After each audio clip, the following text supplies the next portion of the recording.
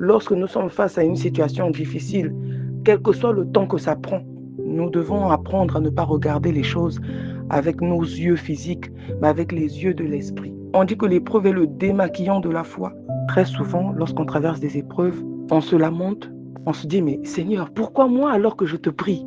Des fois, on fait même des comparaisons avec la vie des autres. Telle ou telle personne ne mène pas une bonne vie, mais ne vit pas ce que moi je vis. Pourquoi moi, Seigneur? On oublie que comme un père châtie son enfant lorsqu'il se tord, lorsqu'il se détourne de la bonne voie, l'Éternel aussi fait de même pour nous. Et c'est pour notre bien qu'il nous attire dans le désert, pour que nous puissions réapprendre à l'écouter avec un esprit bien disposé. Le fait de nous sortir de là où nous sommes, pour nous éloigner et nous mettre dans l'isolement, est le moyen pour lui, pour disposer notre cœur. C'est le moyen pour lui de faire en sorte que nous soyons attentifs à sa parole, avec notre cœur, pas avec notre tête, pour que nous puissions consommer sa parole et ensuite porter des fruits. Il faut que nous puissions réapprendre à voir autrement les choses. Face à une situation difficile, je sais que ce n'est pas facile, mais il faut vraiment que nous puissions faire l'effort de comprendre que lorsque nous sommes face à une situation difficile, quel que soit le temps que ça prend, il faut que nous puissions être cramponnés à l'Éternel. À un certain moment, quand on est face à une situation qui ne nous permet pas d'être ancrés dans la parole de Dieu, d'être vraiment là où l'Éternel veut que nous soyons, forcément l'Éternel nous conduit lui-même dans le désert.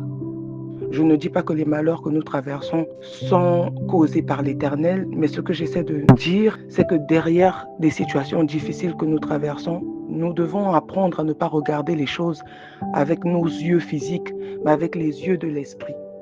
Il faut qu'on se souvienne que l'Éternel a pour nous des projets de bonheur. L'Éternel nous veut du bien. Il sait là où il nous conduit. Nous ne savons pas ce qui nous attend demain, mais lui, il le sait déjà. Nous ne savons pas ce que nous allons devenir demain, quels que soient les efforts que nous fournissons. Mais lui, il le sait. Il sait ce qu'il attend de nous et il sait ce qu'il veut pour nous. Et il attend que nous soyons confortés dans notre foi, quelles que soient les épreuves que nous traversons. Il attend que nous soyons dépendants envers lui, quel que soit ce que nous traversons, que nous puissions nous souvenir que Dieu nous a demandé de ne pas avoir peur. Il dit, ne crains rien, je suis avec toi. L'Éternel dit dans Deutéronome 8:2, souviens-toi de tout le chemin que l'Éternel, ton Dieu, t'a fait faire pendant ces 40 années dans le désert, afin de t'humilier et de t'éprouver pour savoir quelles étaient les dispositions de ton cœur et si tu garderais ou non ses commandements. Est-ce que nous allons garder la foi? Est-ce que nous allons continuer à espérer? On voit les autres avancer. Nous sommes toujours en arrière. Est-ce qu'on va continuer à se cramponner à l'Éternel? Est-ce qu'il restera le socle de notre vie malgré les épreuves?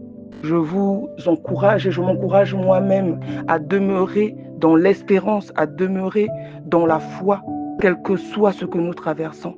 Faisons en sorte que chaque épreuve que nous vivons soit pour nous le moyen de révéler notre véritable nature, notre attachement à l'Éternel, notre dévotion à Dieu, que tous les malheurs que nous traversons soient pour nous des boosters de foi, des situations qui feront de nous des véritables guerriers, qu'on ne soit pas entraîné dans la lamentation, qu'on ne soit pas entraîné dans des sentiments de désespoir ou de trahison, même si c'est très difficile, mais qu'on se souvienne que tous les malheurs qui arrivent, derrière ces malheurs-là, il y a forcément le plan de Dieu qui va s'accomplir.